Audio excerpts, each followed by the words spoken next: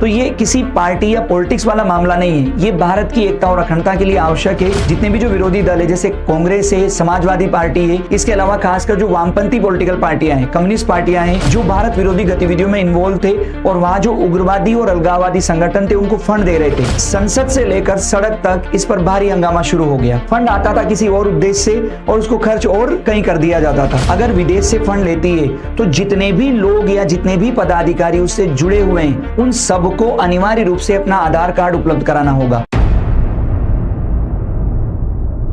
लोकतंत्र की सबसे खास बात क्या है कि इसमें सत्ता पक्ष के द्वारा चाहे कितना ही अच्छा सुधार प्रस्तावित किया जाए, फिर भी अगर विपक्ष और गैर सरकारी संगठन विरोध नहीं करे तो फिर लोकतंत्र किस बात का। हुआ क्या, 2010 में भारत की संसद ने एक कानून बनाया था FCRA यानी फॉरेन कंट्रीब्यूशन रेगुलेशन एक्ट 2010। इस कानून के अंदर प्रावधान ये था कि जितने भी गैर सरकारी संगठन या भारत में निवास करने वाले लोग अगर विदेशी फंडिंग लेते हैं, विदेश से किसी प्रकार का कंट्रीब्यूशन लेते हैं तो उसको रेगुलेट किया जाएगा, भारत सरकार उसका ध्यान रखेगी। अब हुआ क्या कि हाल ही में भारत की संसद में इस FCRA में कुछ संशोधन प्रस्तावित किए गए। यह संशोधन से संबंधित विधेयक जैसे ही संसद में रखा गया, संसद से लेकर सड़क तक इस पर भारी हंगामा शुरू हो गया। कांग्रेस, समाजवादी पार्टी और खासकर जो वाम दल यानी कम्युनिस्ट पार्टियां हैं, उन्होंने जबरदस्त इस पर हंगामा किया और इनके साथ जुड़ गए वे गैर सरकारी संगठन जो भारत में विभिन्न प्रकार की ऐसी एक्टिविटी में इन्वॉल्व है जिनके विरुद्ध राष्ट्रद्रोह का आरोप लगाया जा सकता है और उनको बंद करवाया जा सकता है। प्रस्ताव क्या थे उनको थोड़ा हम डिस्कस करते हैं और फिर आप निर्णय करना कि क्या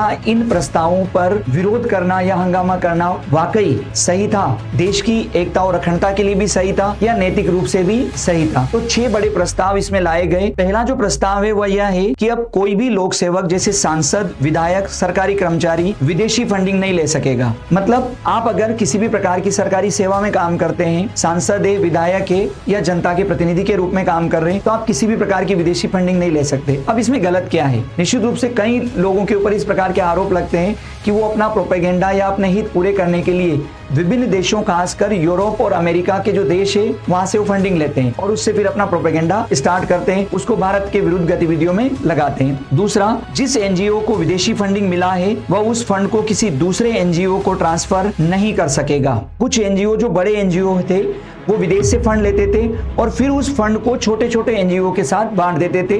पॉजिटिव काम भी कर रहे हैं बहुत सारे लोग, लेकिन बहुत सारे लोग और एनजीओ ऐसे हैं जो नेगेटिव काम भी करते हैं और वो भारत विरोधी गतिविधियों में लगते हैं। तो अब प्रोविजन किया गया कि कोई भी एनजीओ जिसे फंड मिला है वो ही उस फंड का यूज करेगा, दूसरे एनजीओ को वो फंड ट्रांसफर नहीं कर सकते। तीसरा प्रस्ताव है एनजीओ के प्रशासनिक खर्च की सीमा 50% से कम करके 20% कर दी गई। पहले जितने भी जो एनजीओ होते थे वो क्या करते थे कि जितना फंड उनको विदेश से मिलता था उसमें से 50% जो फंड होता था वो उसको प्रशासनिक खर्च में ले लेते थे। जैसे ऑफिस किराए पर ले लिया, अपने साथ जो लोग काम कर रहे हैं उनको सैलरी दे दी और इसमें ये क्या कर रहे थे, मजे कर रहे थे। फंड आता था किसी और उद्देश्य से और उसको खर्च और कहीं कर दिया जाता था। तो इसको चेंज किया गया कि अब आप सैलरी पर, ऑफिस या घर के किराए पर केवल 20% खर्च कर सकते हैं। चौथा, फंड लेने वाली संस्था के सभी पदाधिकारियों को आधार कार्ड अनिवार्य रूप से देना होगा। कोई भी एनजीओ या गैर सरकारी संस्था अगर विदेश से फंड लेती है तो जितने भी लोग या जितने भी पदाधिकारी उससे जुड़े हुए हैं उन सबको अनिवार्य रूप से अपना आधार कार्ड उपलब्ध कराना होगा। अगर कोई विदेशी नागरिक इसमें जुड़ा हुआ है तो उसे अपने पासपोर्ट की कॉपी जमा करानी पड़ेगी आईडी प्रूफ के रूप में।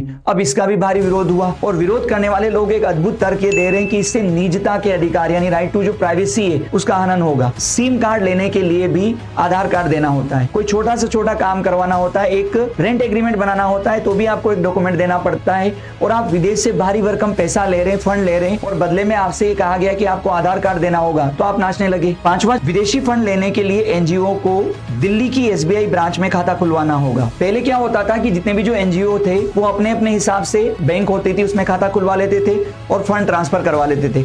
अब इसको रेगुलेट करने के लिए और खासकर ऐसे एनजीओ को रेगुलेट करने के लिए जो भारत विरोधी गतिविधियों में संलिप्त थे उनको रेगुलेट करने के लिए प्रोविजन किया गया। अगर वो FCRA के तहत किसी प्रकार का कंट्रीब्यूशन लेते हैं विदेश से तो वो केवल दिल्ली में स्थित SBI का जो मेन ब्रांच है उसी के खाते से ले सकते हैं। अब विरोध ये किया जा रहा है कि नॉर्थ ईस्ट के क्षेत्र में एनजीओ काम करते हैं, रिमोट एरिया में एनजीओ काम करते हैं तो उनको बहुत ज्यादा दिक्कत आ जाएगी। भाई आपके पास हजारों करोड़ रुपया आता है, इतना तो आप लोग मेंटेन कर ही सकते हो और राष्ट्र की एकता और अखंडता के लिए इस प्रकार की व्यवस्था की जा सकती है कि फॉरेन फंड जो आप ले रहे हैं उसे किसी पर्टिकुलर चैनल से ही लें। छठा और आखिरी जो बड़ा संशोधन है वो ये है कि अब सरकार किसी भी एनजीओ को 360 दिन तक निलंबित कर सकती सकती है। पहले क्या था कि कोई एनजीओ अगर गलत गतिविधियों में लिप्त पाया जाता था तो उसे केवल 180 दिन तक बैन किया जाता था या निलंबित किया जाता था। अब इसे बढ़ाकर 360 दिन कर दिया। तब इसमें भी ये बोला जा रहा है कि जितने भी एनजीओ अगर 360 दिन तक निलंबित हो जाएंगे तो फिर तो उनकी कार्यप्रणाली प्रभावित होगी।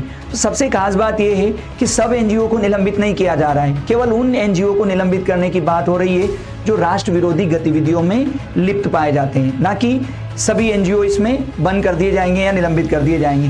तो ये 6 बड़े संशोधन प्रस्तावित है। अभी ये पारित नहीं हुआ है, लेकिन ये प्रस्तावित है और संभवतः ये पारित भी हो जाएगा क्योंकि लोकसभा और राज्यसभा दोनों में सत्ता पक्ष के पास बहुमत है। अब जैसे ये प्रस्ताव लाया गया, भारत में नॉर्थ ईस्ट के राज्यों से लेकर केरल, दिल्ली सब जगह हंगामा शुरू हो गया और कई जो गैर सरकारी संगठन थे वो सड़कों पर आ गए और इसको एक तानाशाही वाला कानून बताने लगे। इस प्रकार का कानून बनाकर सरकार विपक्ष और गैर सरकारी संगठनों को कंट्रोल करना चाहती है।